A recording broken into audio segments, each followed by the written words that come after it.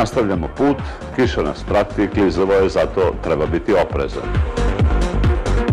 Ovo što smo vidjeli, ovo je neverovatno. Čovjek je video kamion i krenuo je u preticanje. Ovakvih situacija se treba čuvati. Nikad se ne zna ko će kakvu glupost da napravi u ovakvim uslovima saobraćaja. Vozimo kanjonom ima. Ovo je jedna od opasnijih deonica, pogotovo kada je ovako kiša. Zato morate voziti sporije i uvek očekujte da će biti nekih odrona. Čuvajte se preticanja. Vidi, ovo je neverovatno. Koji rizik, kako čovjek vozi. Pa pogledajte, ovako nešto ako doživite zaista može da bude tragično. Ovo je strašno. Sreća pa niko nije naišao u susret. Kad se iza ovakvog automobila nađete, naš savjet je da povećate odstojanje, jer nikad ne znate šta će napraviti, a kad on nešto uradi, onda ste neminovno u svemu i vi. I idemo prema Budvi. Evo, poštovani gledalci, odmah od skretanja kod Cetinja za Budvu nailazimo na saobraćajnu nezgodu. Evo vidite šta se desilo. Očigledno preticanje, prevelika brzina, klizav kolovoz, vlažan i posljedice su očigledne. Ovo je još jedno upozorenje da ako se nađete na ovom putu, ali to važi za bilo koji put, ne treba žuriti, polako, strpljivo. To je jedini način da bezbedno stignete. A da vidimo šta se zapravo ovdje dogodilo. Išao je prebrzo udario tamo ovaj znak u tu štijenu i od te štijene... Dakle, dobro smo pretpostavili brzina, nesmotrenost, klizav kolovoz, nagla promjena pravca, kočenje i evo epilog. Pogledajte kako je klizavo.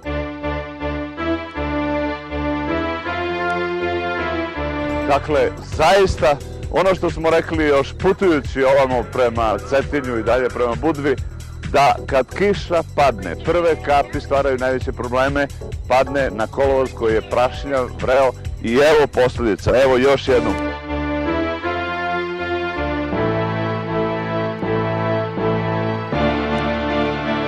Računajte da bi se pri naglom kočenju, nagloj promjeni pravca moglo svašta dogoditi.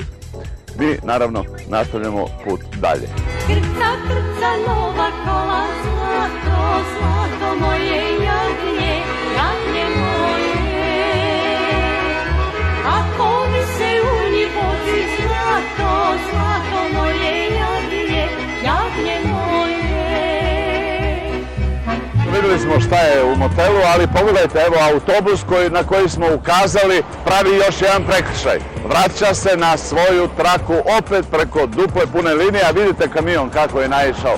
Zamislite, za trenutak, samo za trenutak da je krenuo kasnije ili da je išao sporije kako je brzo prošao kamion, šta bi se desilo? To su problemi koji se javljaju upravo ovdje ispred motela Jack. Nadamo se da je ovo dovoljno upozorenje i pozivam patrolu policije da se nađe na ovom mjestu koji put, jer sam siguran da će njihova prisustvo pomoći da se ovakve stvari ne dešavaju. Mi krećemo dalje prema Vranju.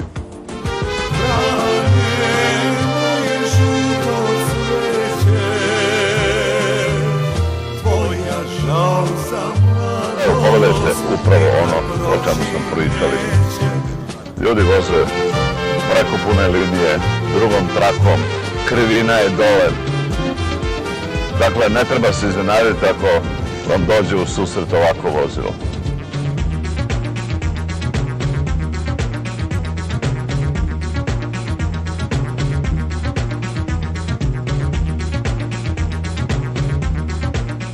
Skrećemo pažnju da je na ovoj deonici ograničena brzina na 60 km.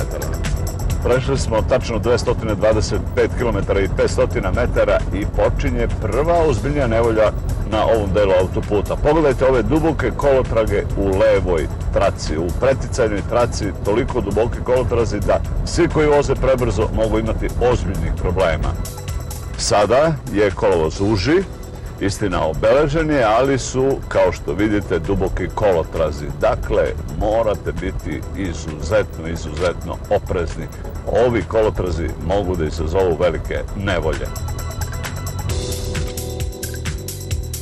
I evo, poštovani gledalci, zaustavili smo se ovdje kod ovog objekta da pokažemo gdje biste eventualno mogli da svratite. Međutim, Vlasnik ovog objekta nezadovoljan našom prošlogodišnjom patrolom kada smo zamerili, rekli smo da to nije bilo uredno, danas nije raspoložen da nam dozvoli da to slikamo.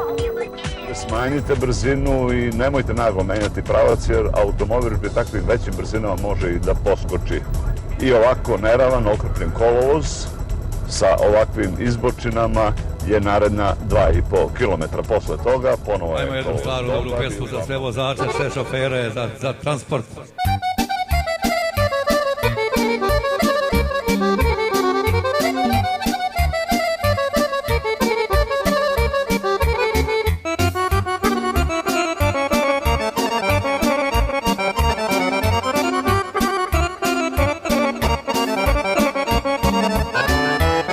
Šoferska je tuga pregolema,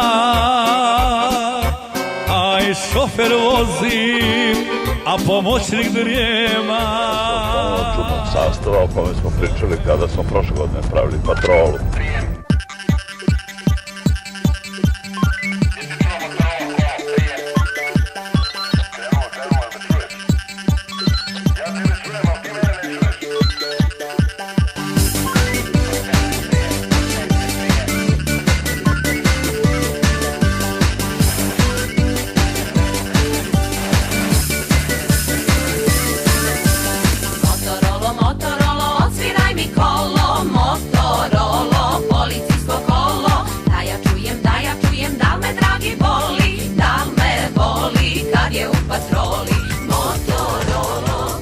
Ovde, na 19. kilometru od kružnog toka, bez obzira na dobar kolovoz i jasne oznake, počinje jedna od najopasnijih deonica na putu do Crnog mora, a dugačka je samo 3,3 km. Da je tako potvrđuju i ova upozorenja sa fluorescentnih tabli. Prošle 114. kilometru ove fluorescentne table ozbiljno upozoravaju da nailazite na jednu opasnu deonicu poput one koju smo pokazali 70 km ranije.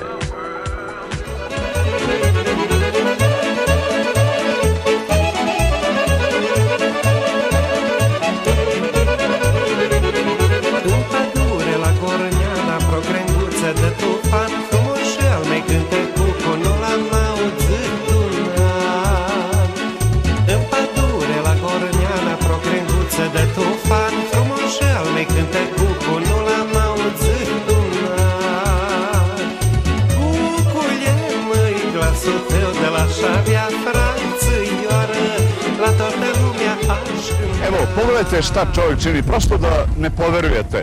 Prolazi na crveno svetlo, iako mu je signal bio vrlo jasan da ne može da prođe, on je krenuo, a šta će se desiti ako mu neko dođe u susret, jer je u tom trenutku zeleno svetlo otvoreno za vozila iz suprotnog pravca. Uspeo je na svu sreću da prođe, evo vozila nailaze iz suprotnog pravca. Zamislite kako to izgleda u noćnim uslovima kada je vidljivost sasvim drugačija, smanjena, kada nije potpuna. Ako neko tako krene rizično, koliko postoje uslovi za veliku nezgodu. Evo. Ovdje budite vrlo oprezni, ova raskrsnica je jako opasna. Jako opasna.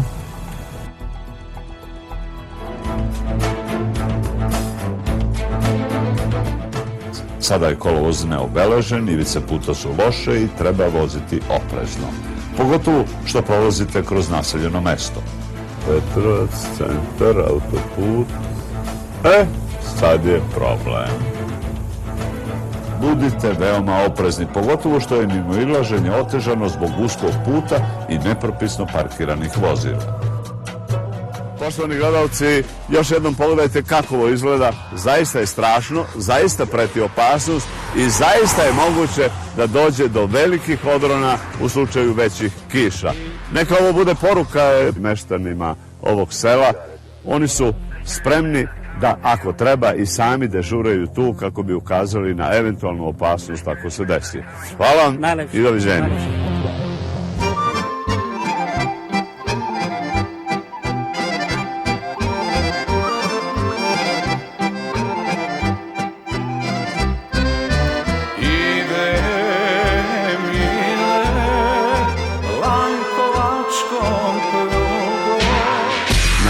401. kilometru je skretanje za Vladičin Han, posle čega ponovo nailazimo na zaostale isprekidane linije.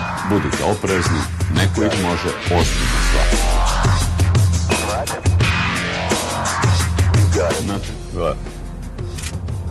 Gledaj kako to, evo još jedan. Gledaj kako se pretiče. Ovakvih se treba čuvati. Upravo na ovoj deonici narednih mjesec dana ovakve situacije će biti. Zato oprezni.